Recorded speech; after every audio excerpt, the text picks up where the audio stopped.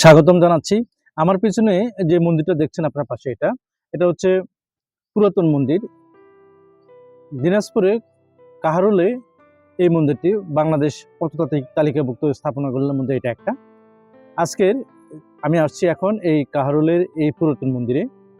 যে দর্শনীয় স্থানটা রয়েছে এটা অনেকটা এই বিহারগুলো, আগে যে বিহারগুলো ছিল ওই বিহারটার মধ্যে চারপাশে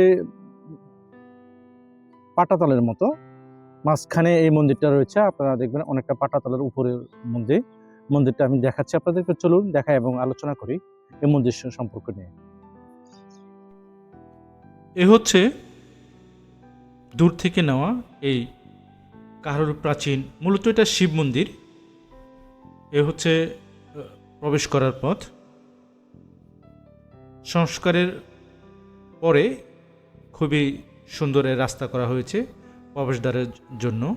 এটা মূলত হচ্ছে প্রবেশদ্বারের প্রধান যে পথটা, সেটা হচ্ছে। চলুন আমরা সামনে আগাই এবং বিস্তারিত আলোচনা করব।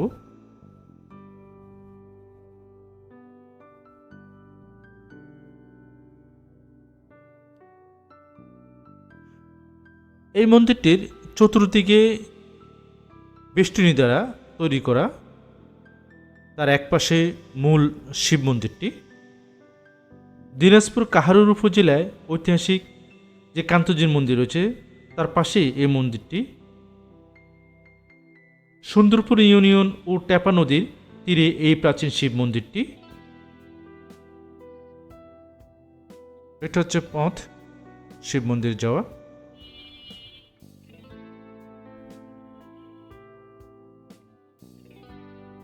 দিনাজপুর শহর থেকে প্রায় ২০ কিলোমিটার উত্তরে, কাহারোল উপজেলা সদর থেকে ৭ কিলোমিটারে এই মন্দিরটির হচ্ছে ভিতরের অংশ।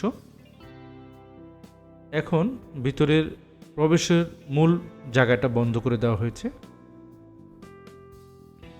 মূলত এটা কান্তজির মন্দিরের সমসাময়িক বা তার কিছুটা আগে সময় হয়তো নির্মাণ করা হয়েছে এই মসজিদটি।